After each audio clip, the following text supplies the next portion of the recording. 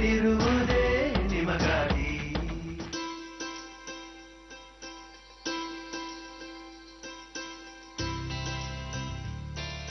ನಾನಿರುವುದೇ ನಿಮಗಾಗಿ ಕಾರ್ಯಕ್ರಮ ಈಗಾಗಲೇ ಆರ್ಥಿಕ ಸಂಕಷ್ಟದಲ್ಲಿರುವವರಿಗೆ, ವೈದ್ಯಕೀಯ ನೆರವು ಬಯಸುವವರಿಗೆ, ಆಶ್ಚರ್ಯಕರ ಆಸೆ ವ್ಯಕ್ತಪಡಿಸುವವರಿಗೆ ಸಾಕಷ್ಟು ಸಹಾಯ ಮಾಡಿದೆ.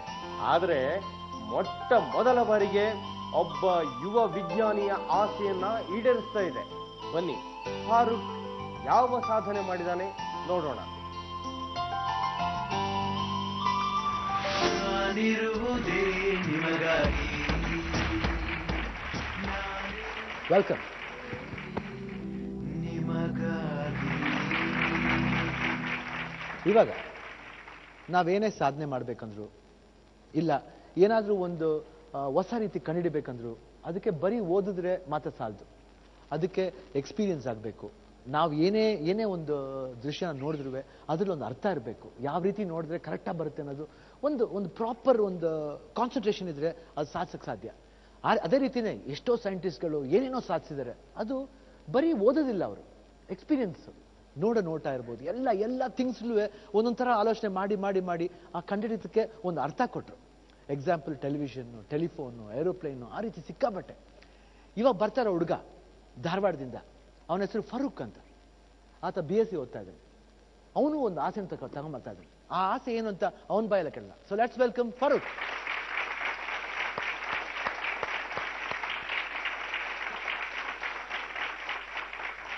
ಹೇಳಿ ಫರೂಕ್, ಎಲ್ಲಿಂದ? ಧಾರವಾಡದಿಂದ ಬರ್ತಾರೆ? ಹಾಂ ಸರ್, ನಾನು ಗದಗ ಜಿಲ್ಲೆ, ಪ್ರಾಪರ್ ಗದಗ ಜಿಲ್ಲೆ.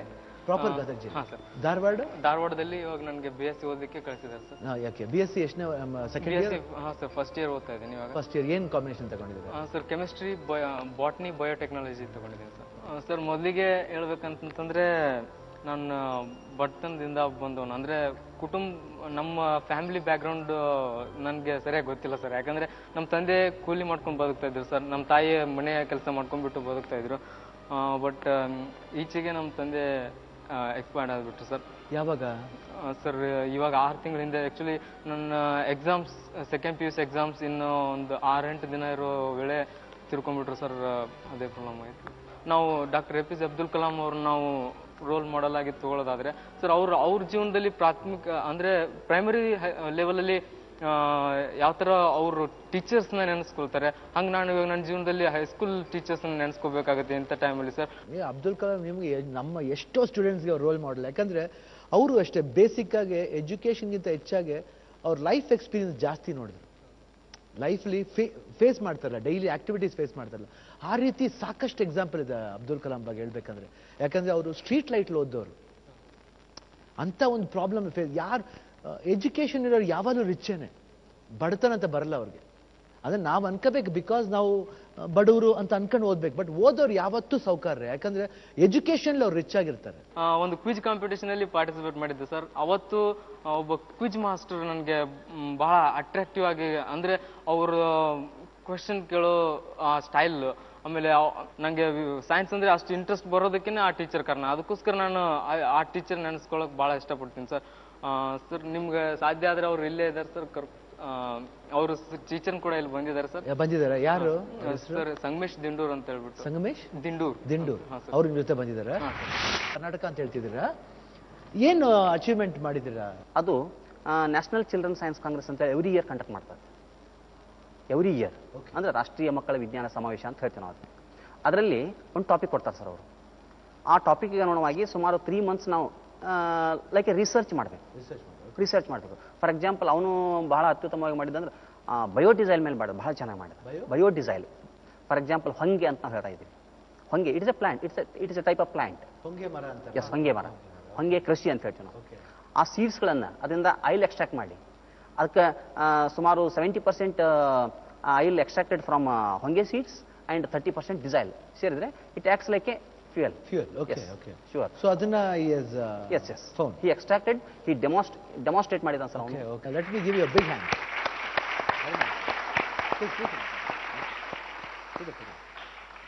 Okay, ಫರೂಕ್, ಇವಾಗ ಇಲ್ಲಿ ಬಂದಿದ್ದೀರಾ, ನಮ್ಮ ಶೋಗೆ ಬಂದಿದ್ದೀರಾ, ಏನು ನಿಮ್ಮ ಆಸೆ?